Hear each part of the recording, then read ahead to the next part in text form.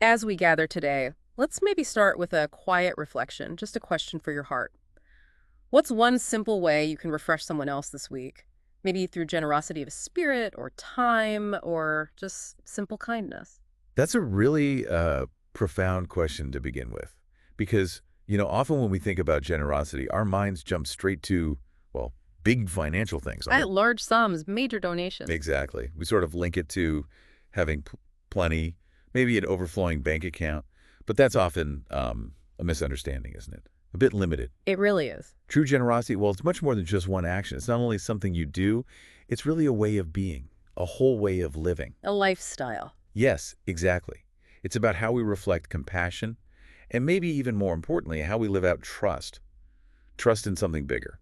And those qualities, compassion and trust, they create ripples, don't they? They can really change Oh, things. absolutely. They transform lives, build connections, even, revitalize communities. It's a powerful stuff. That's spot on. And when we talk about it like that, we're touching on this idea of generosity as um, a lifestyle that reflects the very character of God. Hmm. And that's not just a nice phrase, it's really rooted in trust, like you said, this idea of living with open hands. Open hands. Tell me more about that. Well, instead of clinging tightly to what we have, hoarding things out of fear, Zero scarcity, yeah. right, it's holding things loosely, being ready, always ready to bless others, to share what we've been given. It's more about the heart's posture, a willingness to release. That reframing, that shift in posture, Mm. it really opens up what generosity means. It takes it way beyond just financial giving. Definitely. Money is one way, sure, a valid way, but it's definitely not the only way, or even the main way sometimes. This understanding shows generosity is this huge spectrum of actions. It touches everything. It really does. When you stop and think, the ways generosity shows up are so diverse, sometimes quite surprising. Well, it could be giving your time, right? Maybe volunteering, or just really listening to a friend who's struggling. It's just being present. Exactly. Or your resources, yes, money, but also skills, maybe knowledge you have, connections, even just sharing a meal. Practical things. And encouragement, offering a genuine word that lifts someone, acknowledging effort, celebrating small wins. Words matter so much. They do. And just simple kindness, a gentle act, a patient moment when things are rushed. But what really hits me is that it's not always giving from your extra. Right, not just the overflow. Sometimes the most powerful generosity is when it's sharing even when it costs something. There's a sacrificial element there, giving when you don't have much or when it takes real effort. And that sacrifice, that's right where trust comes in, isn't it? That's Yeah, the anchor. just so. Well, the belief is that real generosity, the kind that changes things, it flows from a heart that trusts God to provide. Oh, Think about it. If you hold on tight, it's usually fear, right? Fear you won't have enough later. the what if worry.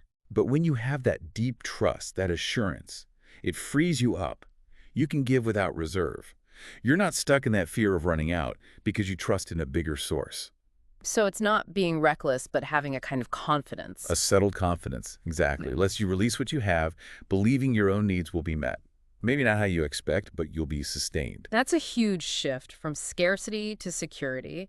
And that trust, it leads us into something beautiful, this cycle of blessing. Yes, and it's ancient wisdom. Proverbs 11.25 says, "A generous person will prosper. Whoever refreshes others will be refreshed." Wow. That's quite a promise, reciprocity. It really is.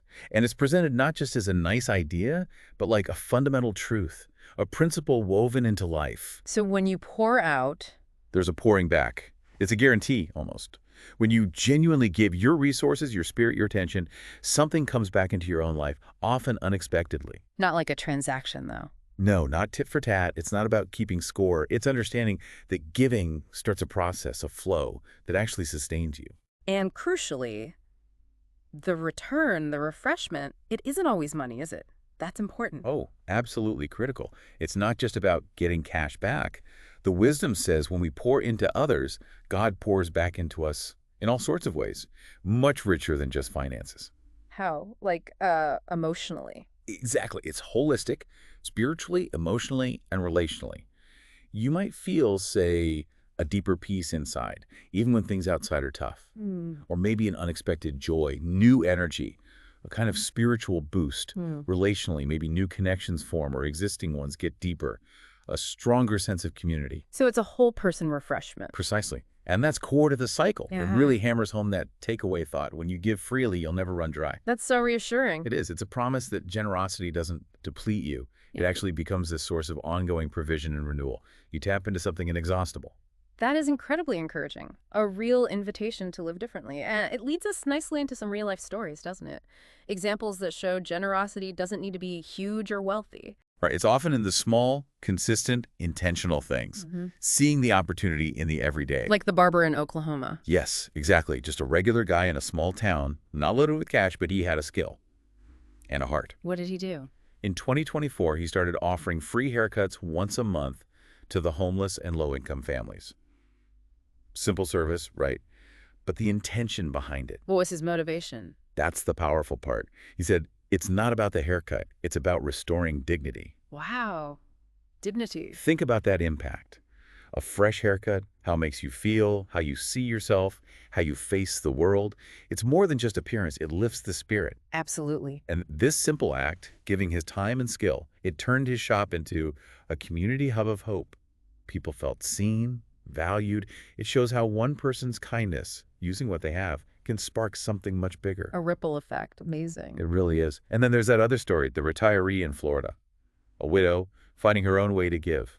What was her approach? She spends her mornings writing encouragement letters to single moms and caregivers.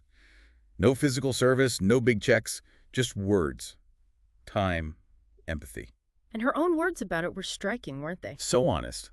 She said, I may not have much money to give, but I can still give words that lift. And those notes made a difference. Huge difference. Accounts say her handwritten notes arrived at just the right time. Often when people felt totally overwhelmed, forgotten. It was proof that generosity doesn't always look grand to be impactful. Imagine getting a note like that, a lifeline. Exactly. These stories, they really point us toward a daily question, don't they? Something practical. Which is... What's in your hands and who can I bless today? Ah, I like that. Simple, but it makes you look around. It does. It encourages that observant, intentional living. It shifts focus from what we don't have to what we do have. Our skills, our time, empathy. Yes. Our words, our spirit. It pushes us to see people around us, truly see them, and find ways to use what's in our hands generously. Not waiting for some big moment, but right now, today. So, wrapping this all together, what's the core message here? Where does it all point? Well, it keeps coming back to this central idea. Hmm. Generosity isn't ultimately about what you have. It's profoundly about who you trust. Trust again. It pivots everything away from just material stuff. To an act of faith, really. Yeah. Releasing that need for control, trusting in a bigger provision. It's actually quite liberating. Takes you out of that scarcity mindset. And there's a deeper layer too, right? Something about reflecting the divine. That's the unseen foundation. When you give freely, without fear, without needing a specific return, you're reflecting something beyond yourself. The wisdom suggests when you give freely, you reflect the very heart of God. Yeah. So generosity isn't just a nice thing to do. It's deeply spiritual, character defining. It's like an echo of God's own nature in our lives. Yeah. A way to embody that compassion and trust in action. It changes the giver as much as the receiver. That's a really powerful thought to hold on to. Generosity as a lifestyle rooted in trust, creating that cycle of blessing, spiritual, emotional, relational refreshment, and seeing it in everyday actions, not just grand gestures. It really shifts how you think about giving and receiving, actually. It does. And it reminds us, that every single one of us, no matter our situation, we have something valuable to offer. Something unique. Exactly. And offering it, especially when it involves a real cost, time, effort, maybe vulnerability, that actually strengthens us. It enriches us, gives deeper purpose, often in ways we only see when we step out with those open hands. Absolutely. So let's bring it back to where we started. As we finish this reflection, maybe just consider again, what's one simple way you can refresh someone else this week through genuine generosity of spirit, of your time, or perhaps profound kindness?